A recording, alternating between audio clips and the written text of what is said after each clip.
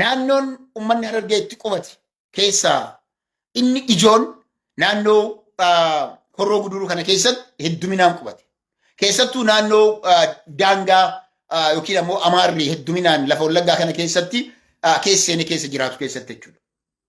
Yeroo baay'ee wanti faannoon dalagu listiileen naannoo Wallagga keessatti waggoota 7 dabran kana keessatti listiilee yeroodhaa yerootti bahan yoo laaltan maqaan achirratti bahu maqaa ummata amantii Islaamaa qabu hedduminaan agarsiisa.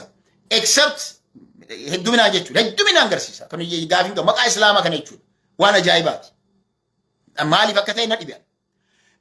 Naannoo Kiramuu kanatti hedduminaan Oromoon lachuu miidhameera.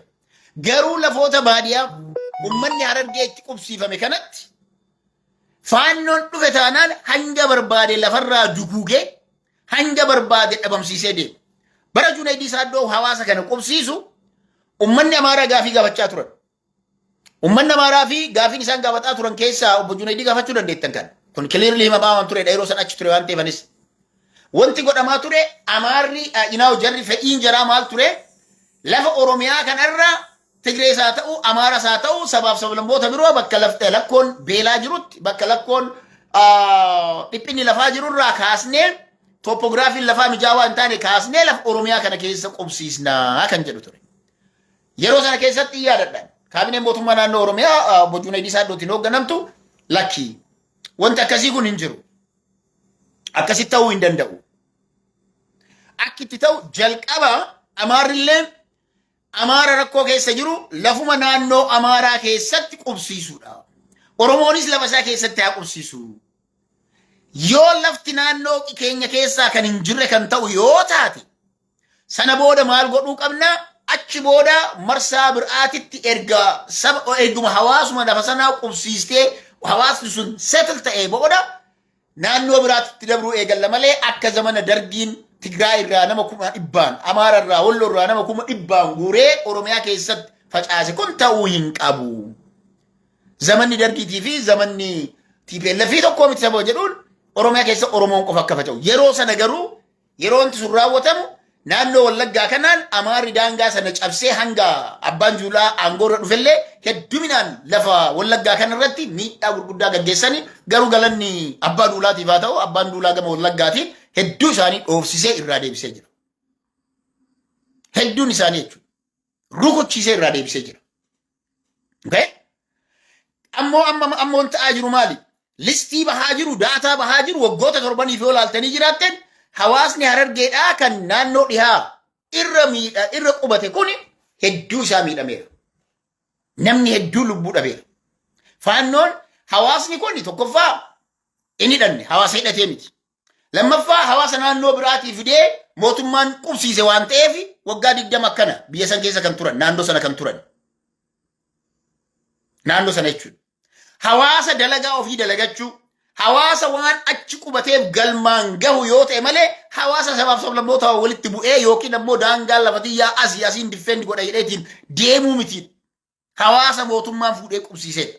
Mootummaan garuu hawaasa kana difeendi gochuu hin dandeenyedha. Amma rakkoon jiru mootummaan ummata Harargeedhaa kan Wallagga keessa qubsiise kan faannoon yeroodhaa yerootti miidhaa irraan gahaa jirtu difeendi gochuu hin dandeenyedha. Hawaasa kana difeendi gochuudhaaf ammoo ilmi Oromoo hundinuu jechuudha. Namni ani Oromoodha jettu. Namni ani faarsee bulaas ta'e waan feete ta'e. Waan feete ta'e. Wanti isin godhuu qabdan mootummaa kana karaa itti garsiisuu quba itti qabu ummanni keenya dhumataa jira. Ummanni Harargee irraa Wallaggatti qubsifame. Maatiin hedduu miidhamee jira. Hedduu ammallee daran marsaa lammataatiin qe'ee isaa irraa qe'ee itti qubate irraa dhiibamaa jira. Kana booda abdiin hawaasni kun jiraachuudhaaf lafa san keessatti qabu baay'ee sodaachisaadha. Kanaaf mootummaa faarsitan kanatti himaadhaadha warri faarsee bulaa. Hawaasni kun rakkoo keessa jira. Isin faarsinaa jedhaani. Isin faarsinaa faaruu itti fufnee jirra. Saba keessaniin Oromoo hedduun illee ol dhabaa jirra. Garuu ummata Harargeedhaa kan Wallagga keessa qubate kan daangaa naannoo Amaaraa cinaa qubsiisan kana faannoon lafarraa fixaa jirti ummata kana hambisaa jedha itti himaa. Yoo kana gootan atleast ummata Oromootiif galata qabdan jenna. Isaan macadhistanii faarsuu qofa osoo hin taane galata qabdanii isiniin jenna. Kana godhaa. Ergaan koo isii lamaan tana. barsiisaa Gujii keessaa kan qullaa dhaabsifame. Amma dura hubadha dhageeffadha. Gujii keessatti maybe namticha Gujii irraa fidanii kantiibaa magaalaa Shaashamannee moo maal godhan tokko ture. Gujii irraa fidanii. Bara namtichi Gujii sun jiru nama Aramalee wayiiti. Bara namtichi suni Gujii jiru mana hidhaa Gujiitti isaanummaan jechuudha. Hidhamtoota mana wajjin guban. Gujii keessatti gochoonni Oromoo Gujii irratti raawwatame it is disgusting. Nama ta'uu kan keetu hanga si jibbisiisu tokkotti jechuudha. Hadha barsiisaa sadarkaa kanatti yakka akkasii irratti raawwachuu jechuun ammallee it is disgusting. Godhanii fuudhanii suuraa sana fidanii as kaawwachuun maal abbaa keessanii fiddanii. Barsiisaa wanti jedhamu kun gatiin qabu. Barsiisaa wanti jedhamu kun hin barbaachiftanii. Akka garaa haadhaatti dhalattanitti poost isin goona jedhanii yeroo isaan nutti geerraran nutis geerrarsuu isaanii san jalaa fuunee dhawwaaquun qullaa sana fuudhuura sagalee afaanii akka amman godhe kanatti ta'uu dhiistee dhawwaaquu qofaan wanti dhufu hin jiru. We are not at the court. Koortiin jirru kan ragaa lakkoofnu suuraa takka takkaan as finnu sagalee hawaasichaaf ta'udha. Kanaaf adaraa. Inni biraa yeroo baay'ee lafaatii waggaa dheeraa booda hanga dhiyoo kana Abbaayin irratti hanga dhiyoo kana maskaramii booda gaazni Ogaadeen illee jalqabaa jedhameerame. Maskaramiin guyyaa 7 takka tafe yoo paarlaamaan gara caffeetti deebi'u gaazni Ogaadeen bahee gurguramaa kan jedhu. Tasimi gaazni Ogaadeen bahee gurguramaa. Rabbachiin isin haa ga'u. We wish all the best. Wantoota gaarii akka gaazaa kana akka nama biyya sanarraa baheetitti dargaggeessa har'a gara biyya Arabaatti deemee wal nyaatu kana biyya san keessatti gaazni bahee hujii warshaalee garagaraa dhaabdanii hujii garagaraa biyya san keessatti yoo kan battan taate source of indaastirii garagaraa kan dhaabdan yoo taate fayyaa ta'a isin hin jenna. Abbaay hadha dhumateetiin hin eebbisiisnettanii irra asii achi fiiddaniitiin faarsitanillee fayyaa ta'a isin hin jenna. Namoota galata qaban garuu dhibbattillee galata galchaa fi waan sanaaf. Namoota 4 baasanii garuu maallaqa kiisa uummata Itoophiyaa irraa bahe. Inni biraa yeroo darbe dhimma Abbaay irratti waa hedduutu ka'aa ture. Wantoonni hedduu ka'aa turan ture Abbaay gurgurameedha. Abbaay akka karoorfametti akka galma hin geenye godhamee jira. Abbaay gurgurame yogguu jedhamu hidha Abbaay mootummaan Itoophiyaa fixuuf hin deemu kan Abiyyi maal jedhee ture? Waggaa 100 illee fixnuu jedhee ture. Waggaa 100 isatu jedhe kana. Noo miti kan jedhe. Waggaa meeqatti illee fixnuu jedhee lolaa ture Abbaay hin dhumatu jedhee. Amma immoo fixnee jedhaniiru. Garuu akka itti fixan dhugaan jiru yeroo sana keessatti akkuma Ameerikaa deemeen Abiyyi diilii godhan. There is a deal. Wanti Traampii maallaqa kennaanii Abbaay hin fedhe jedhuu fi there is a reason behind. They gave them something. Dhossuu danda'ama garuu Trump doesn't speak what he didn't do. Gowwaa waan ta'eef jechuudha. Abbaay wanti hanga har'aa dhumatee nu gammachiisa. An akka nama tokkootti hedduun gammadee wanti sun dhumachuu isaatiif. Dhumachuu yoo isiniin jedhu garuu akka karoorfametti osoo hin taane irraa murameeti. Tarbaayiniin 3 hammi inni bishaan ni qaba jedhamullee sababa diilii guyyaa sanaatiif jechuudha. Even Raashaa deemee Raashaatti walii galtee godhametu ture. Sababa sanaa fi iddoon tarbaayinii 3 irraa hambifamee tarbaayinoonni 16 ture 16 irraa amma 13 dhumatee 100% xumurame waan jedhamu osoo hin taane parsantiin irraa murame sun akkuma jirutti jechuudha. Mootummaan biyyattii sanaa dhugaa dubbachuudhaaf hidha kana hidhan.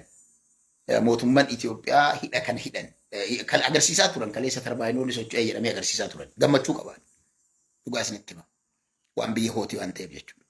Har'aan lammii Ameerikaas ta'u wanti biyya san keessatti hojjetamu boruu har'a mootummaan kunis na miidhu yookiin hawaasa sanas miidhu jennee waanne boruu mootummaan zalaalama waan hin jirree fi guddinni akkasaa sun jechuudha. Wantoonni akkasii suni waan mootummaa kan osoo hin taane waan zalaalan. Kana kan jedhuuf maali seetan? Naannoo an dhaladhee guddadheetti malkaa wakkannatu jira. Malkaa wakkannaa bara akka Itoophiyaatti 76.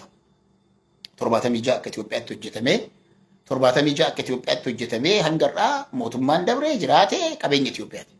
So abbaayis ta'ee gaazni Ogaaden keessaa bahu yoo dhumatee hojii jalqabee qabeenya biyyattii sanaati. Okay? Qabeenya biyyattii sanaati. Qabeenya biyyattii sanaa. Qabeenya biyyattii sanaa waan ta'eef qabeenyi biyyattiin suni qabdu mootummaan kun haa jiraatu, haa dhabamu, yeroon geesseen haa du'u, haa jiraatu, lammiilee biyyattii sanaa ni fayyada waan ta'eef hangi dhumate kun tarbaayinii 16 karoora jalqabaa irraa 13 akka hojiitti seenu yookiin kun sadee waliigalteen diiliidhaan dhaabbate. Wal sobuu hin dandeenyu, warra biyyaa sobuu ni danda'aman, ammoo sobuu hin danda'amu. Ammoo wanti takkittiin dhaloonni uf duraa jechuudha. Dhaloonni uf duraa tarbaayinoota 3 hafan san galmaan gahuudhaa fi abbaan fedhe yoo aangootti as dhufe wanti har'a Haayile Sillaaseen karoorfatee mallas jeel qabsiisee abiyyi irratti tarbaayinoota 16 keessaa 3 muranii 13 dhumate kun milkaa'ina. Milkaa'ina dhugaa dubbachuudhaaf milkaa'ina parsantiidhaan kaalkuleet gootanii parsantii meeqa kan jedhu gochuu dandeettan. Okay? Kanaafi an kun waan gaariidha. Ammoo wanti gaariin isin hojjettan hundi isaaniitu mirgi namaa kabajaan hin jiru taanaan, kabajaan mirga dhala namaa hin jiru taanaan akka Gujii keessatti barsiisaa qullaa dhaabdanii suuraa hirtan taanaan it is so wrong.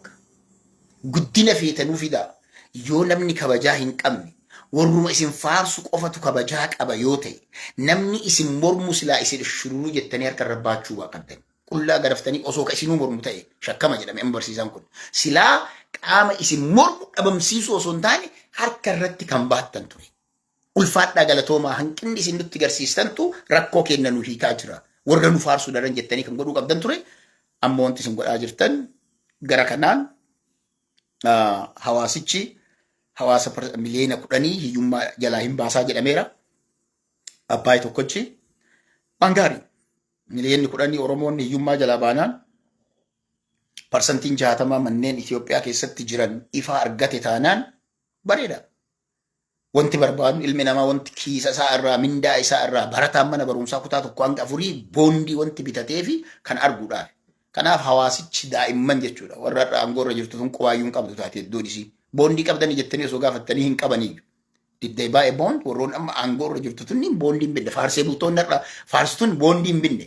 Boondii kan bitee barataa kutaa tokkorraa eegalee qonnaan bulaa Oromoo, naggaadee Oromoo, hojjettoota mootummaa zamana sanaattu boondii sana dirqamaniis ta'u bitanii garuu dirqamanii yogguu sadarkaa kanarra wanti tokko gahu nama gammachiisa.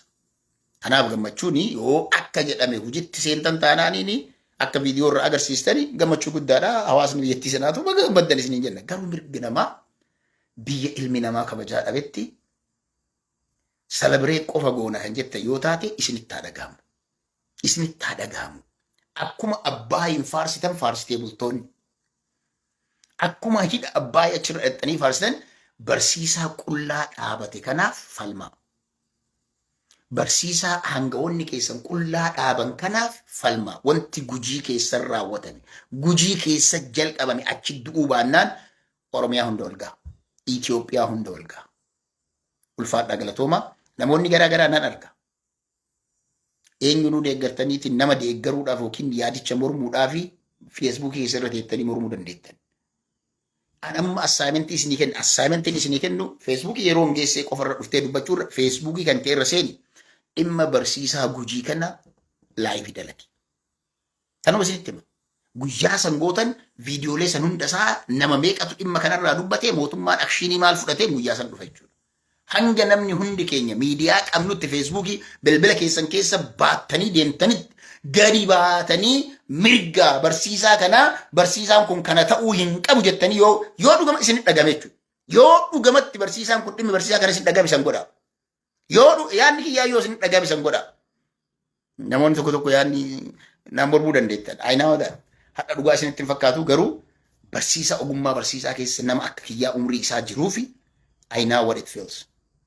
Nobody feels what teachers feel dhugaa isinitti hima yoo maybe maatii barattootaa taatan malee.